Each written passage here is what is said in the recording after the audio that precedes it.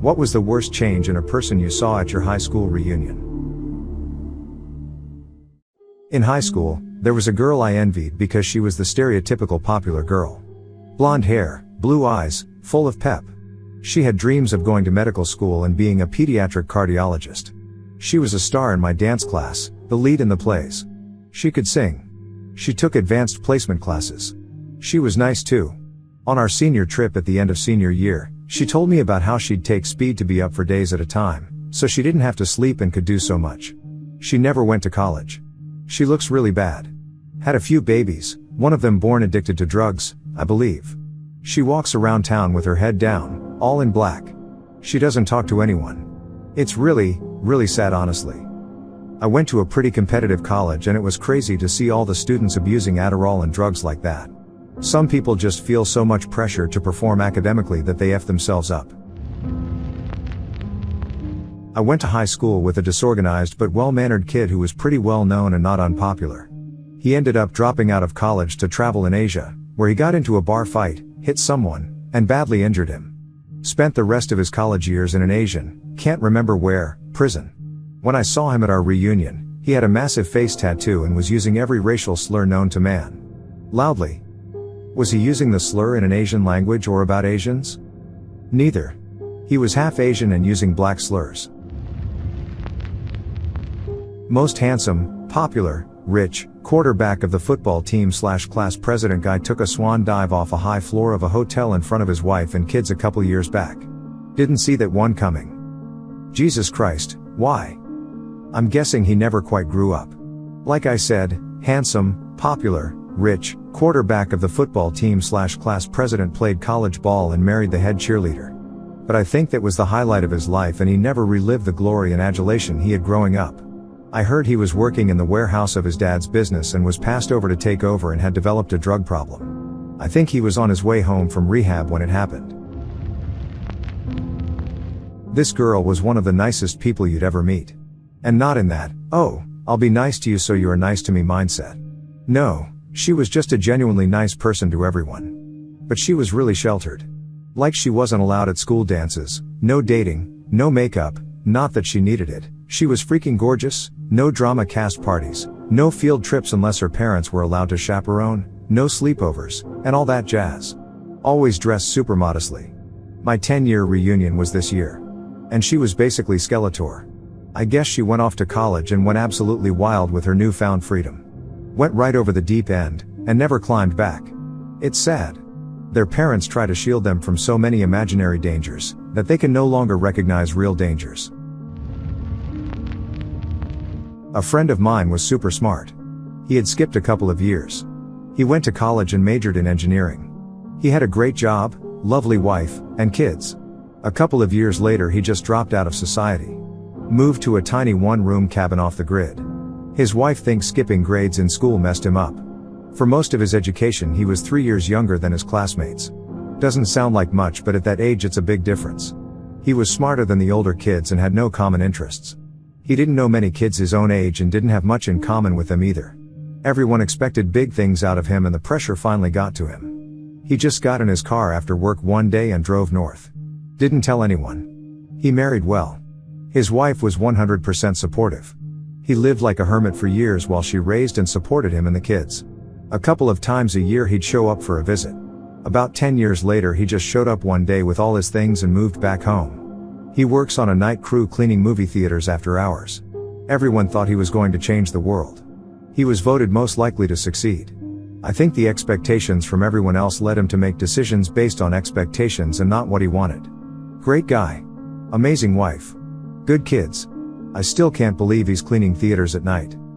Amazing wife is an understatement. Can someone get her an award? A saint. Nice to everyone. Even-tempered. Just goes with the flow. We're so thankful that he married her and she thought it was important to protect him. I'm not sure he would have come out of the woods without her unquestioning support. We had a class party when we turned 50 and he surprised us by showing up. We gave her a standing ovation when she was introduced. No one planned it, but I think we all realized that we had her to thank for saving our friend. As the evening wore on, it became apparent that the crazy fun party guy who seemed awesome at the beginning of the night was really the weepy alcoholic crying about having nothing left to live for. It was very depressing. I think it was me. I was drunk 1 hour in because it was so awkward, so I kept drinking. Drink of choice? 8 whiskey sours, 2 shots and a beer. I'm a tequila guy now. I got wasted at my 10-year reunion. I was buying people shots, accosted the DJ to play songs from our high school days, started a dance-off and then enthusiastically recruited a group to keep the party going at a local bar. The best part was I was so shy and withdrawn in high school no one remembered me, and no one really knew who I was. I threw up in my dog's bed the next morning. A truly beautiful and inspiring story, crying face. I went to a small rural high school and didn't attend any of our official reunions, but our town has a 4th of July festival every year that served as an unofficial reunion for those of us who went away to college. The summer before my first year of college I was hanging out at the festival with some of my friends when I heard a familiar voice call my name. I turned around, and there was Debbie, a girl in the class a year ahead of me whom I and my friends had crushed on to varying degrees. But the person standing before me was no longer that Debbie. High school Debbie was slim, petite, and pretty, with long dark hair. This person was massively obese, marred by terrible acne and a nose ring that appeared to be infected, and sporting a ragged short haircut that had been dyed an unflattering shade of brown. We conversed briefly and she mentioned that she'd joined the Peace Corps and spent a few months in Kyrgyzstan, if I recall correctly, but otherwise offered no explanation of her changed look. There was some more small-town chit-chat, and then we went our respective ways. Maybe half an hour after running into Debbie I ran into my friend Chad, and he, who had crushed on her the hardest, asked if we'd seen her. I said that we just saw her and that she was probably still close by. It was a very small town, but he should know that she looked very different these days. I didn't elaborate further, as it was kind of depressing to see her the way she was and I didn't want to come off as mean. We walked around a little bit more, and sure enough there was Debbie again. I pointed her out to Chad, who seemed unsure about who I might be pointing towards. But then he saw, and made a face. Debbie saw the face, and walked away the other direction. I came back home for the next 3 summers, but never saw Debbie again at any of the festivals, and even years later after Facebook became a thing and everyone started reconnecting online I never encountered her. I wish I could apologize for that moment. Lord only knows what might have caused such a dramatic change over that 1 year of her life. Worst change I ever saw was no change at all. That's why I didn't go to my 10-year. I had recently gotten, I guess, secretly married. I'm in the military, so it's hard to set anything traditional up and we have very active careers and not a lot do down them. Anyways, I went home to visit and we went to a bar/dance club the next town over with a bunch of my friends from various years of school and we're having a good time, a lot of which were just visiting home too. But nothing new. In 10 years I saw the same people on the same weekend routine doing the same thing and being so smug about it. They still act like the world revolves around them and they have shitty jobs and live with their parents and still do shitty drugs. I just feel bad for them at this point. I'm 29, almost 30, and I'm about to take my kids to Mexico and then to Disney a few months later for the second time, and these people can't even afford to put gas in their car half the time but are out drinking their lives away. Meth user. It was a 10-year reunion, but I swear to God, she looked 50 years old. Nothing will age you and change your life for the worse faster than meth. Heroin gives it a good run for the money though. Edit, heroin won't age you like meth will. But it sure as shit will change your life for the worse. Should have been more clear in the initial statement. I've been out of high school for 7 years. I didn't attend the 5-year but my class had a few that really fucked up.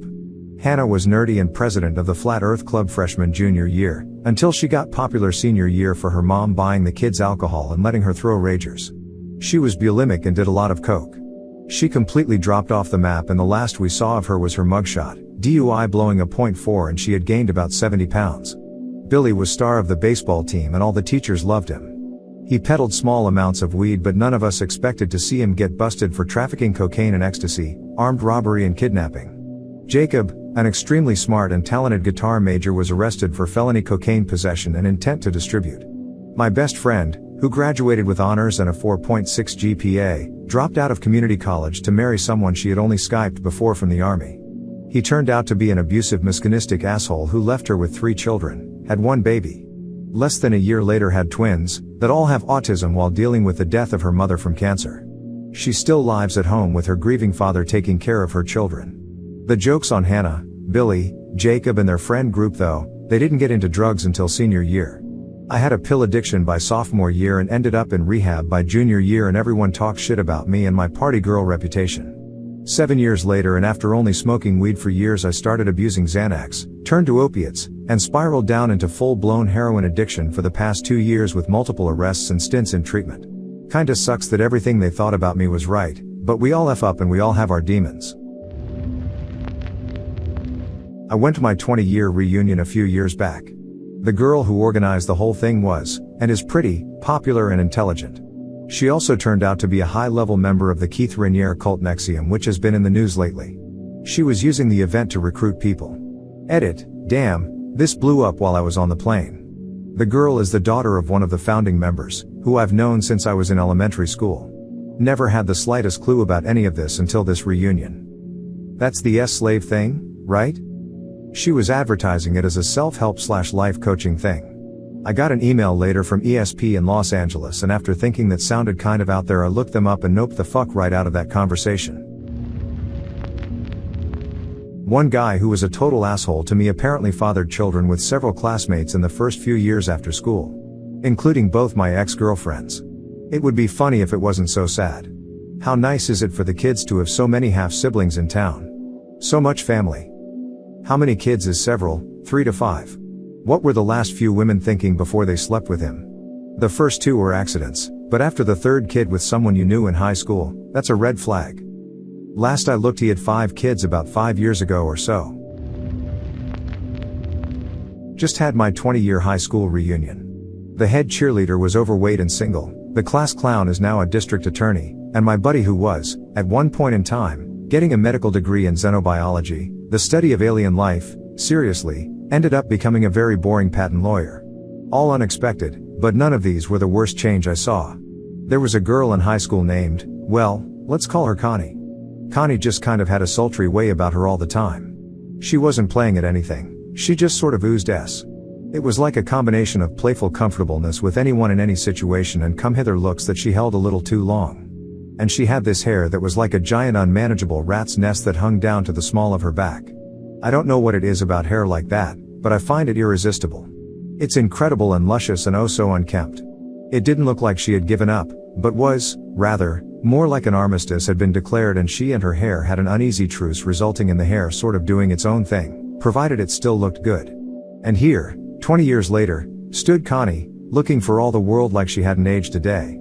Same smile, same eyes, same damn hair. And yet something was different. She was broken. It was clear that, with the onset of age, Connie had given up on herself. The way she hung on the words of other attendees when they talked about their children, the way Connie asked after the other girls' husbands. It was sad. Somehow Connie had transformed into Blanche Dubois. As the night wore on, Connie got drunker and drunker. She started resting her hand on my chest while we talked, and then on another guy's when he walked over, and then a third. She would lament her absence of a beverage, and all of the single guys would volunteer to buy her a drink. The other girls started asking each other to look out for Connie and make sure she got home okay. It was sad. She had decided, or been told, that her only value was her S. She had given up all hope of ever being happy or having a family. Connie was looking to fill her figurative void literally, and was clearly following a well-practiced routine, probably the result of years of bar hopping and one-night stands. Seeing someone who had once been so vibrant and mysterious laid bare like that, knowing that she still had the magic that she'd had back in high school, but also seeing that she no longer believed in magic at all, and realizing that some people, who deserve to be happy, will never be happy purely because they've given up on themselves. That was a horrible thing to witness. Connie, you're better than you think you are. Good luck. If it makes you feel better, it seems like you're drawing a lot of wild, likely unfounded conclusions about someone's life, values and sense of self-worth based on assumptions from high school and running into them for one night at a party. She basically told us she felt that way. Man, reading this just makes me realize how lucky my class was. The girl I had a massive crush on is recently engaged to a guy who looks perfectly decent. She travels, works as a nurse, and is somehow even hotter than she was in high school. My high school sweetheart is married to a guy who runs a respectable business and lives on the beach in Florida. My core group of best friends all keep in touch and we see each other regularly. I live with one of them, and she and her partner are getting married next year. The one dude we all thought would end up homeless joined the Air Force, now works in private computer security, has a wife and 3 kids and is doing great. One kid who was damn near murdered in a drug deal gone bad in high school got clean and teaches karate down in North Carolina. Even the townies are doing alright. Many of them hitched up with their high school sweethearts and are making it the best they can in the town they know and love, for whatever reason. We have of course several folks out of the closet, including one who transitioned, but they all seem to be doing just fine. In high school I was more than 100 pounds overweight. By my senior year I think I was the heaviest in my school of 1,500. I was picked on like you might guess for my weight. I ended up losing all the weight and hit the gym hardcore, building up a nice physique. At my tenure it was crazy seeing how many of the skinny guys who had picked on me were now really overweight. So many dad bobs. I consider this guy my best friend in high school. A little strange, but super intelligent and a cool dude to hang out with. Didn't see him at my reunion. Reached out to his sister to check on him, find out he is serving 2 consecutive 75-year sentences without parole for SAing minors. I still think about him, have his address, and want to reach out to him to see where everything went wrong. Edit, I appreciate the replies. My concern was that something happened to him when he was a kid. That would be the answer I would be looking for and probably wouldn't get or be inclined to after all these years. It was, and still is, a hard pill to swallow. The news article wasn't very detailed and I couldn't bring myself to ask the family anything. My 20th is coming up, so I'm sure to hear more stories, but the most messed up one that I know about now is about the guy who was friends with everybody in our class. He didn't really have a set clique and could fit in with any of them, and got along with everybody. A while back, he became a registered S offender after he abused his neighbor's teenaged kids. When I found out, I did some Facebook creeping and found out that a vast majority of his friends and likes are adult stuff related. Now, it seems like he's our class's dirty little secret. Nobody talks about him. And this is what I've done over 20 years. Mini biographies my classmates have put up on our Facebook page completely skipped him. Even classmates not on Facebook posted updates through proxies. I doubt we'll be seeing him at the reunion. Update. I got to thinking after this and realized something. Those of my class who didn't move away and still live within 20 miles of where they grew up, and also went to the various small colleges in a nearby larger town, are easily the most bigoted/racist people in my class, and the junk they post on Facebook. Eek. More reasons to be glad I left our totally white bread area. Only time my school ever saw color was when we had foreign exchange students, and got to experience new things and meet new people. I didn't go to my 10-year reunion as I opted to take the GED and GTFO. But this involves pictures from that reunion a friend put up on Facebook. So, years ago a friend and I ended up at a bar near where I grew up. It was a good hour drive from where I lived at the time. As the night progressed I hooked up with a good-looking guy. Everything is going great, but I kept thinking he looked familiar. I finally said I wanted to go outside to smoke and he came with. Under the better lighting outside in the smoking area I realized it was a guy I had gone to school with since kindergarten. He was the all-American, football-playing, great-looking, well-liked type guy. We both laughed about how weird it was since I lived far away and he was actually visiting from out of state. I was no longer interested in continuing the evening together as I felt really creepy about it now. He was annoyed, but understood. A few months later I see pics from the reunion on Facebook. There was guy from school/bar smiling next to his very pregnant wife. I really believed he was a better person than that. 2 stories. 1. Coming up on my 40th, have never been to any of them. 0 interest. Last year, started receiving email notifications that someone was putting together the 40th class reunion and wanted to verify contact information and life change updates, etc. The person in charge of the reunion was actually someone I knew from school, graduation size of around 600, so I supplied some information per the request and was kindly kept in the loop of the details of the upcoming reunion in June. 3 weeks ago, received an email that the person that was ramrodding the whole damn thing dropped out for whatever reason and subsequent emails with new emerging details would be forthcoming. Since then, nothing, nada, zilch. I live in the Southwest and graduated on the East Coast, was actually seriously thinking of making the trip, not now though. 2. About 10 years ago when I first started to get introduced to Facebook, I started looking up old friends, acquaintances and coworkers to see who's who and what's what. Found my old high school girlfriend and sent a friend request. Months went by without a response, then one day I noticed the friend request had been approved followed by a message apologizing/explaining why there was a delay from one of her kids.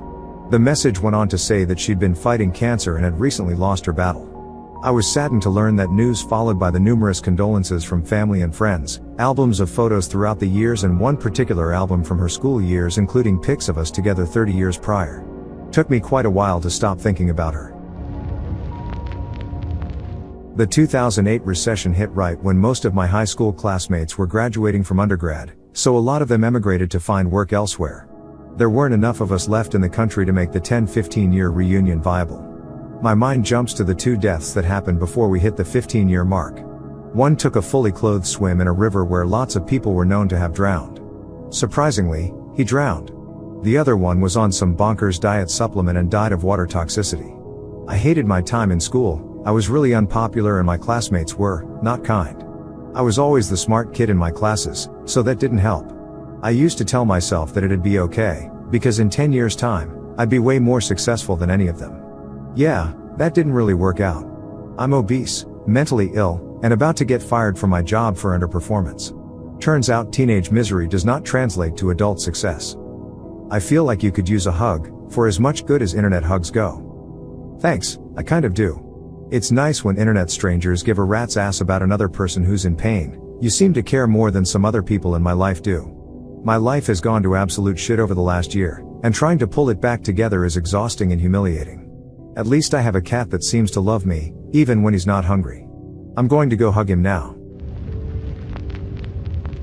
Honestly, when my 10-year reunion came around, 4 years ago, I was too poor to attend. It was something like $50 to attend, and it had a 1920s dress-up theme which I had nothing even remotely acceptable for. I had a friend offer to pay my way in, saying I could pay him back whenever, but I felt too much of a burden because I knew it would be too hard to pay him back without sacrificing meals. This was at a time when I couldn't afford the $20 a month in gas it would cost me to drive to my girlfriend's house, one town over, a couple times a month. So, while I wasn't rich in high school or anything, family was always poor until after I graduated, I really felt like a failure for not being able to attend and catch up/see everyone from my graduating class. Since then, I've really advanced in my career field, resulting in pay raises. I've married that girlfriend, we got a house in a really nice neighborhood last fall, and we both have dependable vehicles that don't cost much in gas. So this isn't really how much I've changed since high school, but it's how much I struggled during my last reunion compared to how much I've changed for the better since. I'm really looking forward to attending the next reunion. Honestly, it was me. High school me was very animated, social and skinny. 15 years later me was very withdrawn, sad and obese. It's so strange. I never fantasized that I'd be the guy that people talked about having really gone downhill. I was always such a great student, I was active, I volunteered for things, I made art. A real type A person, someone you'd want to be around. But I was the one people whispered about, and it really hurt. You'd think if someone was going through major depression, they would know, right? I didn't. Without drawing this out, the good news is that I'm doing really great now. I'm skinny again. I'm social. I'm out there doing stuff, and I think I can count myself as someone people want to be around. It's kind of scary, having a personality, but exciting scary. Hopefully, at the 20-year reunion, the whispers will be different. Did the depression come out of nowhere after high school? It's cyclical. The last one was far and away the worst and the longest, though. The good news is that I'm now keenly aware of the warning signs of the beginning of another cycle. For me, lapses in hygiene, cessation of physical activity, avoiding social events. With work, I know what to do to minimize or avoid another, and everyone in my life is on the lookout for those warning signs, as well. I'm very, very lucky. At least you realized and snapped out of it. That's something to be very proud of. Edit, I meant changing up his lifestyle in a good healthy way again. That's such a nice thing to say, thank you. I didn't learn this at the reunion, but this is my saddest post-high school story. There was a girl that I spent basically my entire childhood in love with. We were close, but I was always too shy to tell her how I felt about her. As she got older, she went through a pretty wild phase and was making decisions that could really fuck her life up, and then she got pregnant. She gave birth just a couple days after graduation and just before she turned 18. To make it even harder, the baby was born blind. I really thought that was going to be the start to a horrible story, but to her everlasting credit, she cleaned up her act, and I can honestly say she became the standard that I judge good moms by now. She was really great. Because of this, though, she ended up staying in our little podunk western state 8,000 person hometown. I left for the Marines and by coincidence ended up moving to California and then on to Hawaii, where she had said she always wanted to live.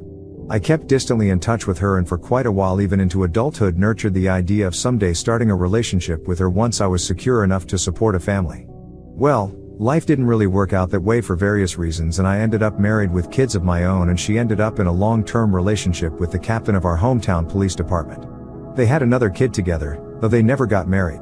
I used to invite her and her family to come visit me, but she never took me up on the offer. Then one day in late April a few years back, I got the news that she had been killed. She was having relationship problems with her boyfriend the cop, and he shot her in the driveway of her best friend's house before shooting himself. I couldn't fucking believe it. I was fortunate enough that her mom asked me to be a pallbearer for her funeral. I can't really explain the feeling that gave me, but it was a type of final connection thing, and I am so thankful I at least was able to have that. It's been a couple of years now, but I still think about her. I miss her terribly still, and it breaks my heart. I read this 3 times back to back. Really got to me. I'm really sorry this happened. I feel all the love you have for her in your words.